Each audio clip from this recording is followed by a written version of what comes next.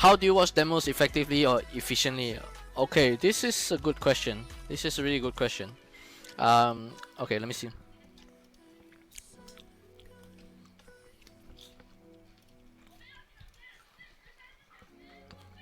Let me get CSGO started.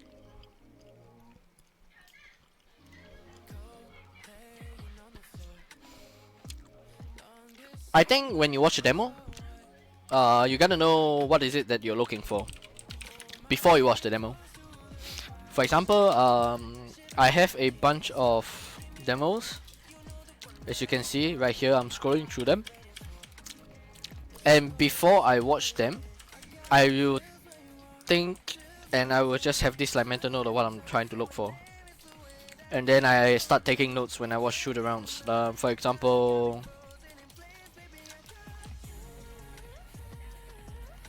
okay, I think this does 2 game.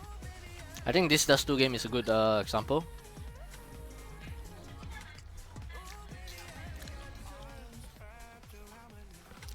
Okay, let me just slow down the music a bit. I'll make it really, really soft.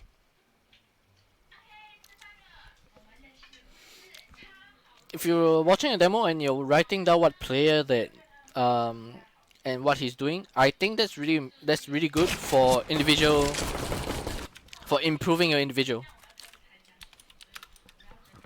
But when I watch a demo, I watch it on team level. Oh, excuse me. I watch it on team level, so I'm kind of looking. When I'm watching a demo, right? What I'm doing is I have map open. For example, right now I'm studying T side does 2. Okay, that's an example. Oh my god, why do I have so many bots? Yeah, can you time out the bots? Thanks.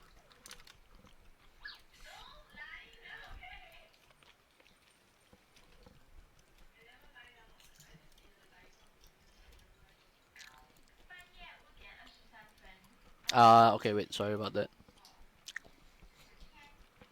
When I'm looking at demo, what I'm doing is looking at the overview, like whether I basically put up the map. And okay, for example, right now, if I want to learn a pistol round, if I want to teach a pistol round to my team, or if I want to learn a pistol round, I first take note of who has the utility. I take a pause. I take note who has utility. As you can see, like right now, it's really fucking obvious that like Glaive is gonna throw a smoke, and he does so. Okay, that's the first piece of utility, right? Then you see where it goes. You know it lands, pops here. Okay, Mages is the other set of utility. This is around that Astralis goes mid B, I think. Oh shit, there's an end on my hand. So Mages is gonna smoke city base right now and then molly boost. I believe that's what he goes for. He gets picked. The rest of his team is dead. Can't trade. So when I look at demo, this is kind of the things I'm looking for. Love my banks. What's up, Ayo? Thanks, dude. So when I look at the demo, this is kind of what I'm looking for. I'm looking at team level of watching a demo, and I think the most efficient way to do that is kind of have the big map on. You can watch through around like multiple times, and you can try to understand it as much as you can. What are the factors that brought them the W in the round, which is really important, because you can't just watch a demo and then think like, oh, okay, let's just copy this exactly how it is. It's gonna work. No, it's not. It doesn't work that way. You have to understand why device starts pushing alone. You have to understand. You have to try and understand why Glaive is holding this smoke. I'm 100% sure there's a mistake here because Mages died. The bomb probably dropped on Glaive, and it shouldn't have been on Glaive. But the bomb should have been on Mages pushing the side.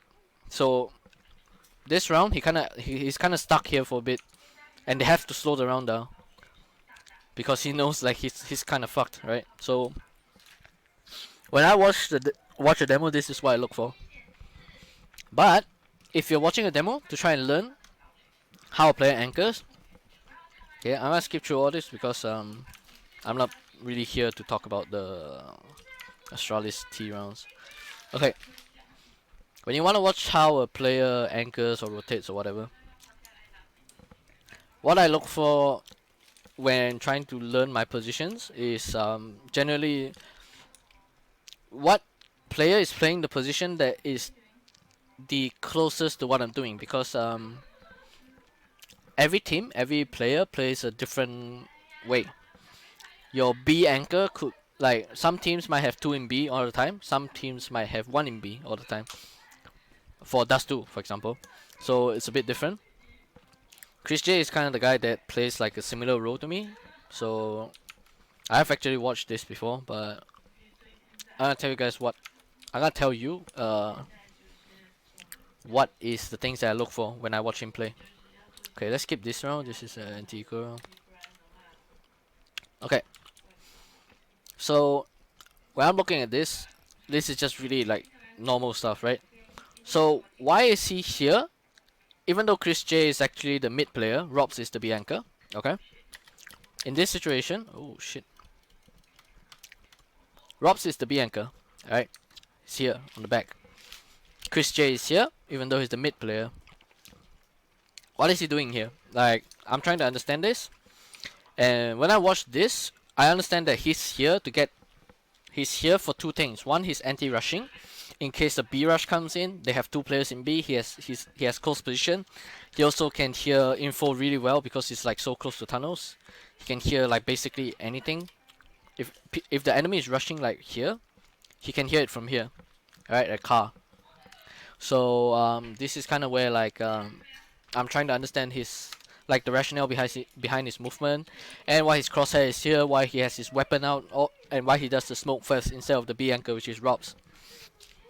So when you're trying to watch a demo to learn about the position of the player that plays the most similar position to you, try to understand why he's doing all the things that he's doing. Every time he throws a utility, there has to be a reason for it. Every time he's sitting in a corner, not looking at anywhere particularly, like not really marking anywhere where the enemies might come out, there's a reason for it too. Hey, Bossman Jeff. Azulu. I actually have no idea how to pronounce your name, dude. I just call you AZ.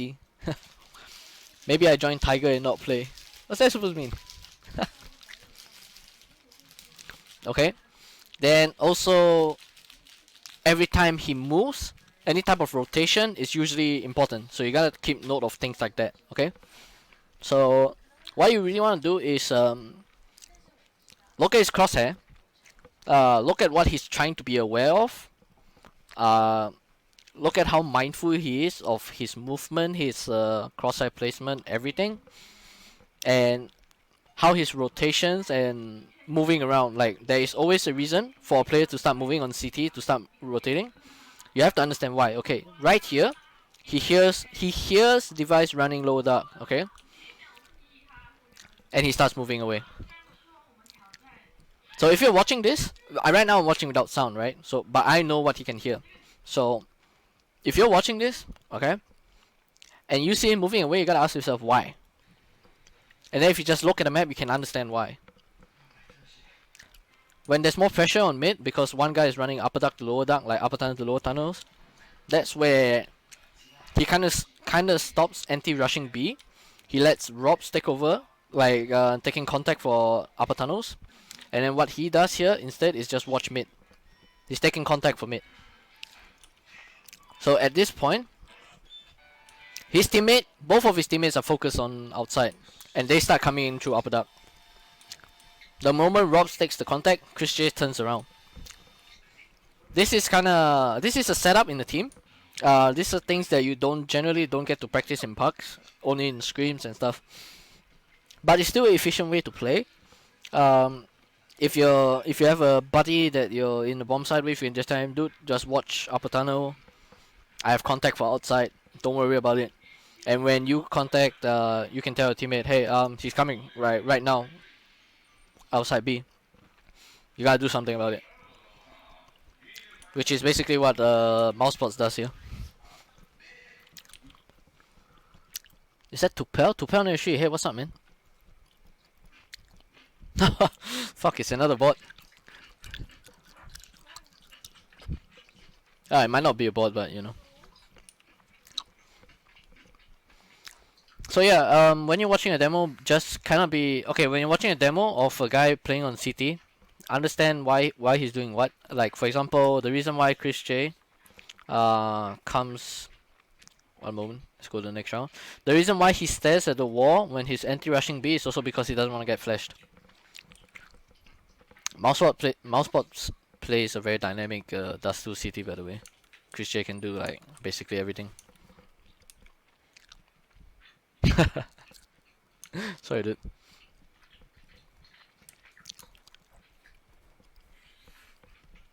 So I think that's kind of what you want to do when you're watching an individual demo to find out what they're doing that's good for you. So same thing, Chris J does the molly, it's an anti-rush thing. He comes here, listens for sound, but his A dies at this point of time. So he's gotta move. Right? He tries to clear out mid, does it like somewhat, and you see this is where you get punished. Yeah, it's basically an anti-flash kind of thing, yes. I think it's an eco round. So some setups. It's just some bait style setups, right? Like Frozen's right here. Chris J's here taking contact along with Robs. And they have no clue. Like, okay, this is actually a pretty good round because before Kerrigan moved, Kerrigan was set right here. Wait. Kerrigan was set here, like here, hiding. Frozen set here, hiding. Okay? So they're gonna think when people come dark, they're gonna see Robs. Even if Robs dies, they're not gonna expect Kerrigan inside. They're gonna expect Chris J somewhere. And if this guy comes in and kills Chris J, that's kind of where Frozen and Kerrigan, their effectiveness kicks in. It's just a baiting thing, right? Like really simple stuff.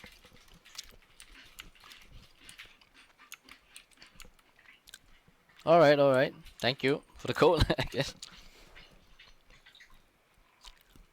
Let's see this round. Okay. So Chris J is going B again this round. Same thing.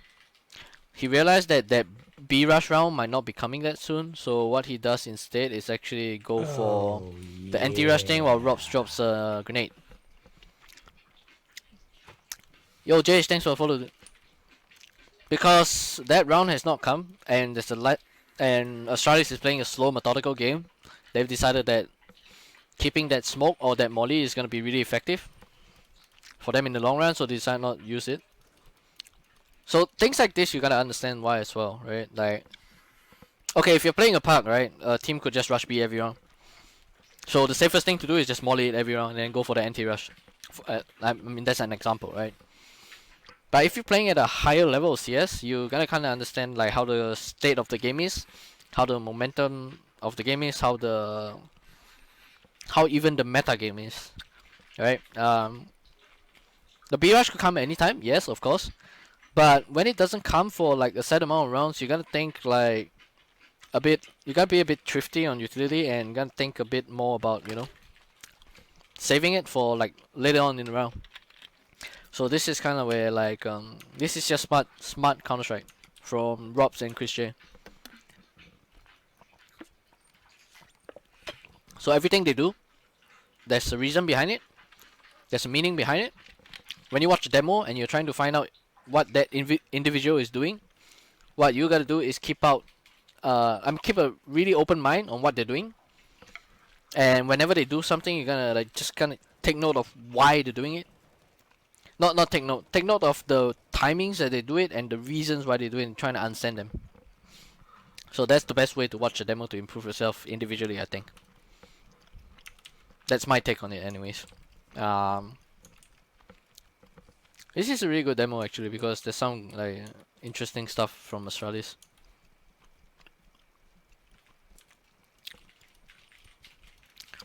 So yeah, I think that's kind of why you would.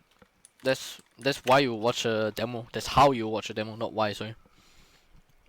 You gotta make smart, conscious judgments on why a team is doing something.